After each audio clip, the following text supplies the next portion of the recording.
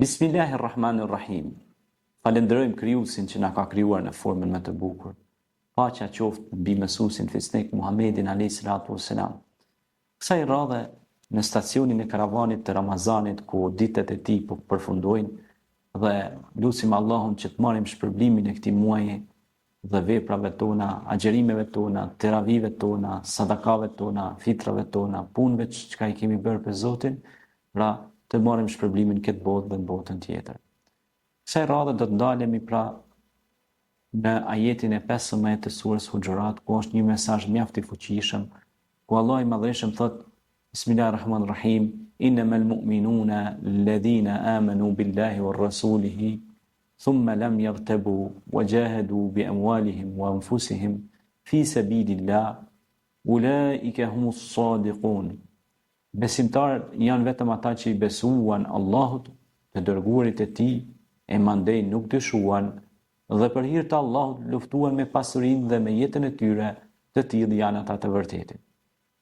Pra, besimtarët janë vetëm ata që i besojnë Zotin, pra nuk besojnë gjëra të kota, nuk besojnë horoskopin, nuk besojnë hanën, diellin, qiellin, por besojnë Zotin e hanës, diellit dhe qiellit. Nuk besojnë varret, nuk besojnë të vdekurit, sepse të vdekurit është përfundu çështja në këtë botë me ta, pastaj vazhdon çështja aty në botën e përtejme. Por besimtarët besojnë vetëm Zotin. Innamal mu'minuna alladhina amanu billah. Pra vetëm Allahun. Huwa Allahu alladhi. Ai është Allahu i cili pra i takon atij adhurimi. Wa ma khalaqtu al-jinna wal-insa illa liya'budun, që na ka thonë edhe ne që adhurimin duhet t'ia bëjmë atij, pra unë nuk i kam krijuar xhinët dhe njerëzit për të jetër vetëm se të më adhurojnë mua. Pe komponenteve të adhurimit është frika, dashuria, shpresa, tevekuli, mbështetja, droja. Gjitha këto pra janë komponente që i takojnë krijuesit fuqiplot. Pra besimtari i cili fal namazin, i cili agjeron Ramazanin, i cili jep zakatin, i cili nderon nën e bab, i cili respekton atë dheun e tij dhe punon për atë dhe ato ku ka le, pra ai beson vetëm Zotin, ai nuk beson në gjëra të kota. Nuk beson në njerëz, sikur në të kaluarën që njerëzit besonin në njerëz. Për shembull, rasti faraonit, disa njerëz mendonin që faraoni është Zoti. Bile edhe ai aq shumë i besoi gënjeshtrës së tij, sa që mendoi se me të vërtetë ai është Zoti dhe tha anna rabbuka al-a'la. Tha unë jam Zoti i lartë. Astaghfirullah, Zot na ruaj. Po ka edhe për disave njerëz këtu që kanë jetuar në një të kaluar të largme, që janë bërë diktator dhe kanë menduar që ata janë Zota të pathyeshëm, si Nemrudi, i cili tha, ku është tha Zoti Musës, edhe mori shigjetën e hodhi lart, tha do ta vraj Zotin e Musait. Mirë po sa po e gjujti shigjetën, erdhi një miskojnë shumë e vogël, i hyri tek hunda i çau kapakun e kres. Pra, shumë njerëz që kanë menduar se i shoh edhe në panele të ndryshme TikTok ose në rrjetet sociale një grup i vogël ateistësh që hyjnë dhe marrin ca ajete kuranore në gjuhën shqipe dhe interpretojnë sipas dëshirave tyre në gjuhën shqipe dhe i shikojnë one-sided view, shikim të njëanshëm, pra e merr ajetin, po nuk e shpjegon, sepse Kurani ka shpjegim ajet me ajet, pra Kurani ajeti, verseti e shpjegon versetin rreth dhe e plotëson atë puzzle-in, pra atë mozaikun, sepse ti nëse e qet vetëm një pjesë të kutizës këtu, mungon kjo tjetra këtu dhe nuk plotësohet, e jetë gjysmake. E kështu bëjnë ateistët. Ata shkojnë i marrin ajetet, e merr një ajet, kështu ka thënë Zoti juaj. Edhe rre gjyks. Mirë, po prit herë ka dalë, duro deri në fund, po merr edhe ajetin tjetër dhe plotësohet me këtë ajetin tjetër, edhe konfiguracioni plotësohet. Sikur ai te telefoni kur don me bën setting aty, me vendos ato me konektu Wi-Fi. Nëse nuk ja jep edhe një numër atij kodit aty, nuk plotësohet pra konektimi i Wi-Fi-s së wirelessit. Kështu që ata i marrin ajetet, biles për këta ka dhe një përgjigje nga Allahu xhaleshanu thotë. Ka për tyre që i marrin ajetet e Zotit thotë për tallje, Zoti na ruaj. E ka për tyre thotë që i marrin ajetet vetëm pjesërisht, i lexojnë edhe i përdorin sipas havas së tyre, pra qefeve të tyre. Zoti na ruaj. Kështu po veprojnë një grup i vogël, por le të kemi kujdes sepse është një ditë e madhe, që është dita e gjykimit, që do të japin llogari, që po bëjnë pra tallje me fjalën e Zotit. Duhet të kemi kujdes se shumë njerëz që kanë bërë tallje të tilla, përfundimin e kanë pas shumë të hidhur në këtë botë dhe në botën tjetër. Prandaj besimtarët besojnë vetëm Allahun, respektojnë të dërguarin Muhammed alayhi salatu wassalam, sepse është edhe një ajet tjetër që e mbështet këtë ajet, që thotë ja ayyuhalladhina amanu atiu Allah wa atiu ar-rasul wa ulil amri minkum, o ju të cilët keni besu, bindjuni Allahut, të respektoni të dërguarin dhe prisat nga ju, ata prisat të cilët kanë kryer medreset, fakultetet, kanë studiuar për fenë e Zotit, nuk janë me ndjemdhej, nuk janë arrogant, janë njerëz me këmbë në tokë, janë urtar, janë besimtar, janë të dëshmuar në mesin tonë që japin me duart e tyre, jo vetëm ushqim, po japin edhe buzëqeshje, japin dashuri, japin mirësi, japin drejtësi, janë njerëz po pra evlija të Zotit, janë të dashur të Zotit. Ata kanë për qëllim me fitu kënaqësinë, vetëm kënaqësinë e Zotit. Pra ata njerëz Allahu ka dhënë garanci për ta se do t'ju jep të mira në këtë botë dhe në botën tjetër. E mandetët nuk dyshuan, pra nuk kishin kurfar dyshimi këta besimtarë. Besimtarë s'ka dyshim, sa është i bindur te Zoti. Nuk shko me dy mendje me ndëgju Kur'anin, apo shkoj me ndëgju Kur'anin, thotë vjen te hoxha, thotë hoxh po kënojmë Kur'anin bashkë ta, a mbon hajër Kur'anin. Shiko çfarë logjike. Do të thonë a mbon hajër Kur'anin, çka është kjo pyetje? Normal se Kur'ani fjala e Zotit, as nuk diskutohet. Ti ai je besimtar. Besimtari thotë se merrna wa tana, dëgjova dhe u binda dhe kry mohabetin. Nuk shkohet me dy mendje. More që besa dhe një jetë përditshme. Kur ti jesh aty si kirurg, ki profesionin e kirurgut, të ki me bo një operacion të radhës, dhe tash e merr skalperin, bisturin dorë, ki me bo operacion. Sa ta thu me bo këto, a mas me bo operacion. Shko kjo ma bet, vjena i kirurgu tjetër qet me shkelma për jashtë. Të jetë marrë pek të ushi, këtë se së rendi jatë këtu hiq. Më ka njeriu du t'jeti vendosur një jetën e ti. Po du me doktorua i kilon provimin gjystë.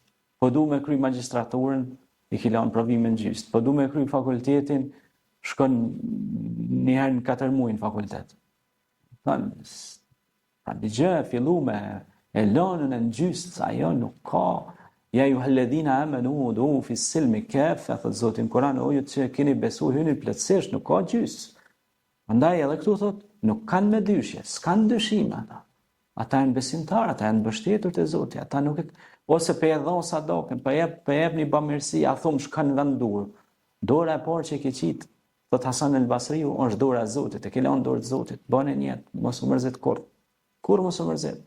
Ka me ta dhon Zotin këtë dynjë dhe tjetrën, pa dyshim. Sepse Allahu i don bamirësit, ata që japin ditën dhe natën. Ata që japin ditën dhe natën për me fitu kënaqësinë e Zotit.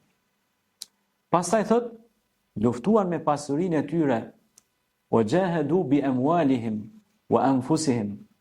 Qysh luft me marrë një armë me luftua? Jo, nuk ka, e keni keq kuptuar bre? Shumë njerëz pe keq kuptojnë. Mendojnë që vesh luftë me ka armën me luftu. Jo, nuk është ajo. Sa ka vende që jena në paqe, luftë është edhe me dalë në punë, me respektuar orarin e punës. Luftë është me shpëtu një jetë njeriu. Luftë është me shkollu fëmijën, një prind që i shkollon fëmijën, pra që ja jep shkollimin, ja jep suportin. Allah i shpërbleft ata prind tan, Zoti i shpërbleft këtë botë dhe në botën tjetër, të cilët dan nga kafshata e tyre që nesër të kryjmë fakultete, mastera, zanate të ndryshme, profesione ndryshme. Edhe ajo është një lloj lufte, sepse ai ka nejt ka 10 orë pa gjumë, ose 5 orë, nështë ka dhonë një këtësia të sa, o konë infermira, o konë mjeka, o konë mësus, nështë në duft 7-8 orë me nëzonë sa me pas sabrin e dënjas, me pas durimin e dënjas, për me mësu nëzonë sa me më thonë edukim ose o konë polic, ka shërby polic, o është rreziku pe bandave kriminale, ju ka rreziku krejt jeta e tina, familja. Pra, varësisht nga detyrat që është, të gjithë, asnjë lloj detyre nuk është e lehtë dhe profesion që ju e bëni. Ose nëse jeti marangoz, ka rreziku në i xham, vend si me qa dorën e vet, ose zdruktar, druni mira mbi kokë. Gjitha profesionet e kanë riskun e vet, e kanë rrezikshmërinë e vet. Ose je mësues edhe ju flet njerëzve të vërtetën. Disa njerëz dhe nuk ju pëlqen e vërteta, dhe ata edhe mund të cenojnë të drejtën tënde si njeri. Prandaj, çdo profesion, çdo drejtim e ka kostën e vet, e ka rrezikshmërinë e vet. Ashtu siç pejgamberët e Zotit që luftuan me pasuritë e tyre, me jetët e tyre, disa prej tyre fatkeqësisht edhe u vranë, disa prej tyre u keq trajtuan. Kemi rastin e Muhamedit a.s. Taif që me gur gjake e bënën Muhamedin a.s. Mirë po, erdhën me lajket e kodrave të dënimit, i thanë, pejgamber, tha, ati dënojmë, tha jo, tha, unë ka marrë si Muhamed i mshirës, tha, nështë në mesin e tyne kanë me dalë djetare, burra ndaj mas një kohë, subhanallah il adhim, në Taif dullën djetarët ma ndaj të shekullit, lindën burrat ndaj, pra u këthy gjendja, nuk rënë gjithë gjendja njëjtë, alhamdulillah, por ata burra punun, ata mësues punun, siç po punojmë na para kësaj kamere kështu. Fora që ne e mbjellim sot këtu me këtë medium, nuk do mbi ndoshta sot, po do bim nesër. Dhe do bëhet shkak që shumë fëmijë tanë të edukohen me fjalën e mirë. E ku ka fjalë më të mirë se fjala e Zotit. Pra ata dhanë gjithçka të vetën, pra u përpjekën në rrugën e Zotit që të mbjellin arsim, që të ndërtojnë shkolla, të ndërtojnë institucione, si që ndërtoj dhe Muhamedi a.s. dhe pasuesit e tij shkollat ku mësohej dituria, astronomia, fizika, gjeografia, kur ne kemi pasur rastin edhe kemi diskutuar edhe për një zbulime që ja dha botës pra Islami ose muslimanët, pra dietarët islam duke u bazuar në Kur'an, pra i dhanë botës një zbulime që ne akoma dhe sot, biles hini shikoni edhe historinë e kamerës, kush ishte i pari që e bëri zbulimin e optikës dhe kamerës. Një burr i madh, Ibn Firnas, i cili boni edhe operacionin e retinës së syrit, e mori shembull syrin e njeriu, siç ajo kamera të ka një sy, dhe e mori si shembull dhe e futi në jetë, e bëri si eksperiment në një dhomë të mbyllur ku binte një dritë të hije, në gjysmë hije dhe shikonte se si lëvizte hija në xhama. Mori ca xhama dhe ata xhama i përcjellte dhe i lidhi me zveti, ju çoi pastaj edhe implementoi dhe u zhvillu pastaj me njësitë e baterive ose me njësitë e rrymës, kështu me radhë, ku gradualisht u avancua dhe sot kemi mediat gjigante në përbot, ku transmetojnë lajme, transmetojnë rubrika për kulturë, rubrika për këtë. Pra, ata ishin besimtar, ata besuan tek Zoti fuqimisht që do t'ja dalin në misionin e tyre, në misionin e tyre i cili ishte mision ta shpëtojnë njerëzimin. Ta shpëtojnë njerëzimin përmes edukimit, përmes shkencës dhe inovacionit.